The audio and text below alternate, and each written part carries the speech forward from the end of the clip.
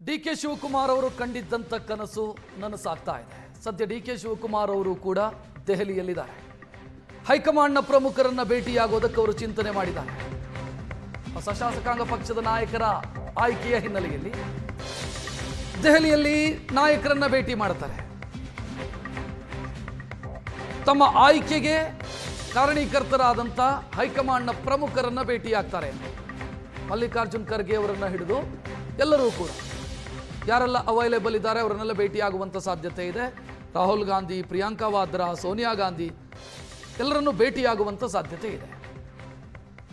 ಸಿದ್ದರಾಮಯ್ಯ ಅವರು ಧನ್ಯವಾದ ಸಮರ್ಪಣೆ, ಇಲ್ಲಿ ತನಕ ಅವಕಾಶ ಕೊಟ್ಟಿದ್ದಕ್ಕೆ ಧನ್ಯವಾದ ಸಮರ್ಪಣೆ, ಮುಂದೆ ಅವಕಾಶ ಕೊಡ್ತಾ ಇದ್ದೀರಿ ಅದಕ್ಕೆ ಧನ್ಯವಾದ ಸಮರ್ಪಣೆ ಅಂತ ಡಿ.ಕೆ. ಶಿವಕುಮಾರ್.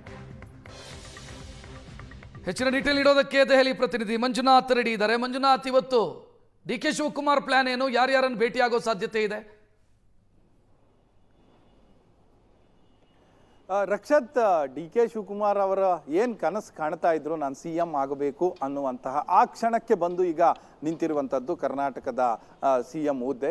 ಸೊ ಅವರು ಹೇಳಿದ್ದಕ್ಕಿಂತ, ಅವರು ಅಂದ್ಕೊಂಡಿದ್ದಕ್ಕಿಂತ ಭಾಳ ಸ್ಮೂತಾಗಿ ಎಲ್ಲವೂ ಕೂಡ ಈ ತನಕ ಮುಗಿದಿರುವಂಥದ್ದು ಸಿದ್ದರಾಮಯ್ಯ ಅವರ ರಾಜೀನಾಮೆ ಅಂಗೀಕಾರದ ತನಕ ಮುಗಿದಿದೆ. ಆದರೆ ಇನ್ನು ಆಗುವ ಪ್ರಕ್ರಿಯೆ ಇದೆಯಲ್ಲ, ಅದು ಬಹಳ ರೀತಿಯ ಹಲವು ಅಚ್ಚರಿಗಳಿಗೆ ಕೂಡ ಕಾರಣ ಆಗಬಹುದು. ಯಾಕಂದರೆ ರಾಜಕಾರಣ ಯಾವ ಕ್ಷಣದಲ್ಲಿ ಏನು ಬೇಕಾದರೂ ಆಗಬಹುದು.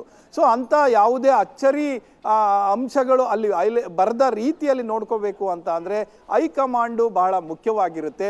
ಮುಂದೆ ಆಗುವವರಿಗೂ ಕೂಡ ಒಂದು ಟಾಸ್ಕನ್ನು ತೆಗೆದುಕೊಳ್ಳುವಂಥವ್ರು ಕೂಡ ಹೈಕಮಾಂಡ್ನ ಆಶೀರ್ವಾದ ಬೇಕಾಗುತ್ತೆ. ಸೊ ಈಗ ಹೈಕಮಾಂಡ್ನ ಮುಟ್ಟುವಂಥದ್ದು ಹೇಗೆ ಅನ್ನುವಂಥದ್ದು ಬಹಳ ಮುಖ್ಯ. ಯಾಕಂದರೆ ಇವ್ರಿಗಾದರೆ ಪರ್ಸನಲ್ ವಿಸಿಟ್ಗೆ ಅಪಾಯಿಂಟ್ಮೆಂಟ್ ಎಲ್ಲವೂ ಕೂಡ ಆಗಿದೆ, ಅವ್ರಿಗಿನ್ನೂ ಕೂಡ ಅಪಾಯಿಂಟ್ಮೆಂಟ್ ಆಗಿಲ್ಲ. ಅಥವಾ ನಾವು ಯಾರನ್ನ ಕೇಳ್ತೀವಿ ಅಥವಾ ನಾನು ಏನಕ್ಕೆ ಬಂದಿದ್ದೇನೆ, ಯಾರನ್ನ ಮೀಟಾಗಕ್ಕೆ ಬಂದಿದ್ದೇನೆ ಅನ್ನುವಂಥದ್ದು ಇನ್ನು ಆ ವಿಚಾರಗಳು ಇನ್ನೂ ಕೂಡ ಡಿಸ್ಕ್ಲೋಸ್ ಆಗಿಲ್ಲ. ಸೊ ಈಗ ಅಲ್ಲಿ ಯಾರು ಅವರಿಗೆ ಬಹಳ ಆತ್ಮೀಯರಿರ್ತಾರೆ, ಜೊತೆಗೆ ಅವರು ಪರವಾಗಿ ಈ ತನಕವೂ ಕೂಡ ಹೇಳ್ಕೊಂಡು ಬಂದಿದ್ದಾರೆ, ಗಾಡ್ ಫಾದರ್ಸ್ ಅಂತ ಇರ್ತಾರೆ.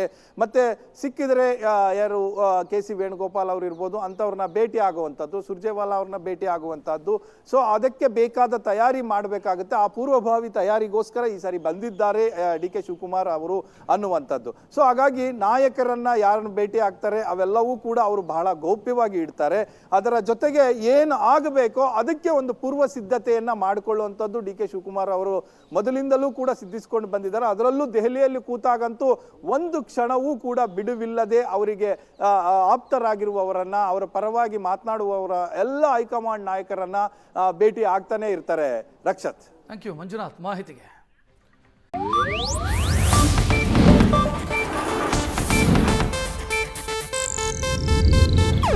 ಇದು ಏಷ್ಯಾನೆಟ್ ನ್ಯೂಸ್ ನೆಟ್ವರ್ಕ್ ಪ್ರಸ್ತುತಿ.